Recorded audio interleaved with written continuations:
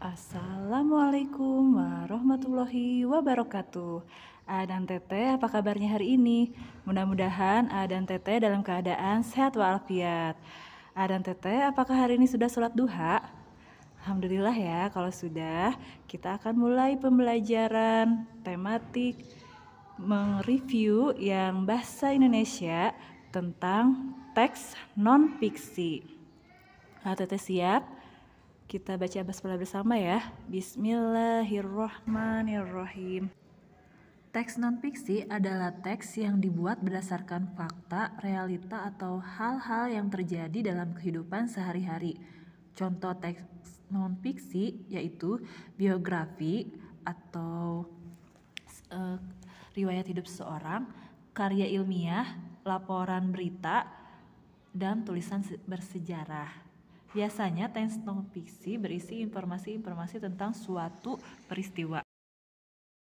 Kita dapat mencari dan menentukan peristiwa dengan mengidentifikasi teks. Salah satu cara mengidentifikasi teks adalah dengan membaca kemudian mencatat gagasan pokoknya.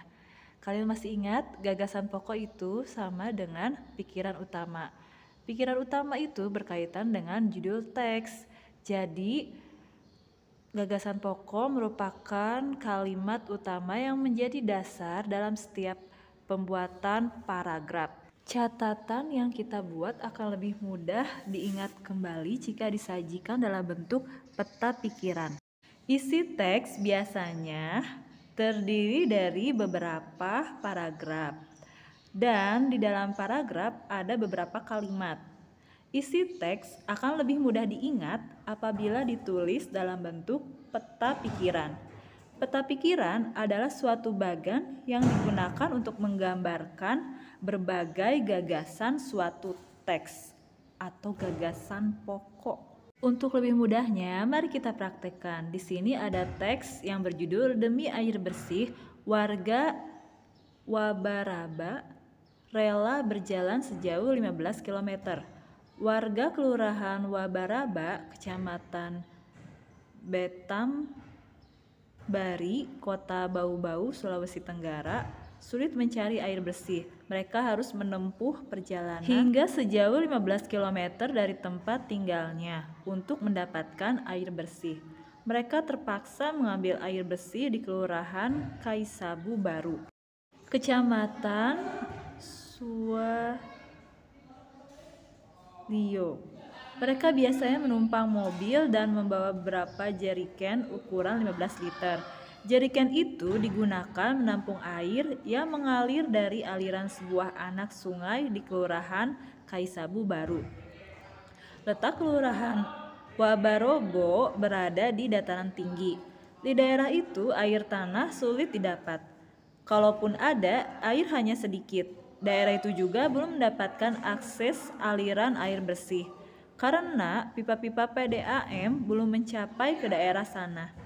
Warga Kelurahan Wabarobo sangat membutuhkan air dan sangat mengharapkan bantuan dari pemerintah daerah untuk keperluan tersebut. Kamu telah membaca bacaan Demi Air Bersih, warga Wabarobo rela berjalan sejauh 15 km. Peristiwa apa yang terdapat pada bacaan? Carilah lalu lengkapilah gambar peta pikiran berikut. A dan Teteh, kita kemudian bisa membuat diagram dari teks tersebut. Diagram merupakan gambaran buram atau sketsa yang dibuat untuk menjelaskan sesuatu, seperti yang bagan-bagan yang ada di dalam gambar.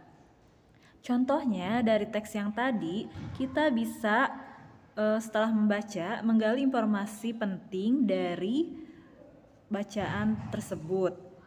Kemudian kita garisi kosakata baru yang kita temukan dan kita cari artinya di kamus. Contohnya di paragraf pertama tadi informasi penting yang didapatkan ya ialah misalnya jeriken. Nah, Teteh bisa mencari tahu di kamus jeriken itu apa dan informasi pentingnya apa, berarti ya yang. Dan pada paragraf kedua kita bisa menggarisi Kata pentingnya ialah PDAM. PDAM singkatan dari apa? Yang bisa menjadi informasi penting untuk ATT dalam peristiwa paragraf kedua. Alhamdulillah ya ATT, kita sudah melaksanakan pembelajaran Bahasa Indonesia kali ini. Untuk tugasnya ATT bisa mengisi buku paket tema 5I halaman 116 nomor 5 sampai 8. Wassalamualaikum warahmatullahi wabarakatuh.